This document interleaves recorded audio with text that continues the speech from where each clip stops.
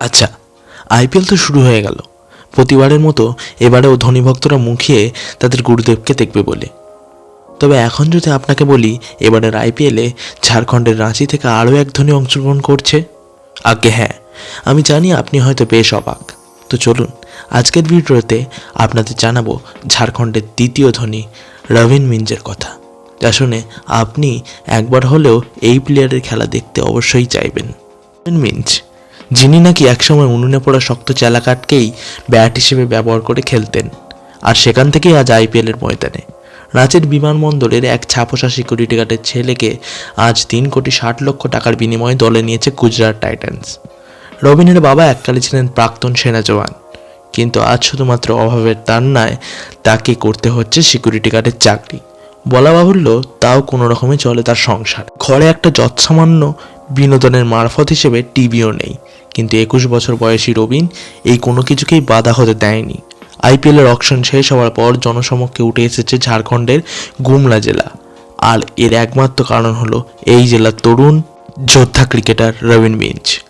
আদিবাসী সম্প্রদায় থেকে উঠে আসা এই ক্রিকেটারকে 3,60,00,000 টাকার বিনিময়ে কিনেছে গুজরাট টাইটান্স। বলা বাহুল্য, প্রথম আদিবাসী ক্রিকেটার হিসেবে এত বড় নিলাম থেকে সরাসরি মূল স্তরের ক্রিকেট খেলার সুযোগ পেয়েছে রবিন। হ্যাঁ, ঝাড়খণ্ডের গুমলা থেকে রাঁচি হয়ে গুজরাট টাইটান্সের এই যাত্রা সহজ ছিল না মোটেই। আপনি জানলে অবাক হবেন, রবিনকে ঝাড়খণ্ডের বাঁ হাতের কায়রন পোলার্ডও বলা হয়। রবিনের বাবা ফ্রান্সিস জেভিয়ার 6-7 বছর বয়স থেকেই ক্রিকেট খেলছেন। তিনি বর্তমানে ঝাড়খণ্ডের বিমানবন্দরে একজন সাধারণ নিরাপত্তা কর্মী। মাঠে ক্রিকেট খেলা দেখে এবং বাবার অপূর্ণ ক্রিকেটার হওয়ার মনোবাঞ্ছাকে সামনে রেখে রবিনেরও ক্রিকেটার হওয়ার স্বপ্ন দেখার সূত্রপাত হয়। তবে তার এই পথে বাধা হয়ে দাঁড়িয়েছিল দারিদ্র্য। শৈশব থেকেই ক্রিকেটের প্রতি ঝোঁক তার।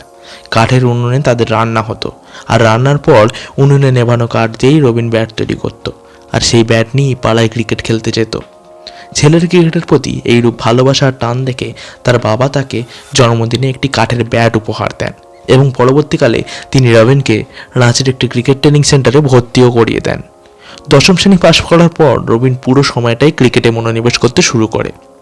আইপিএলে তাকে নিতে প্রথমে মুম্বাই ইন্ডিয়ান্স ঝাঁপিয়েছিল বটে, কিন্তু শেষমেশ দ্বিতীয় ধনী এলো গুজরাট টাইটান্সের ঘরে।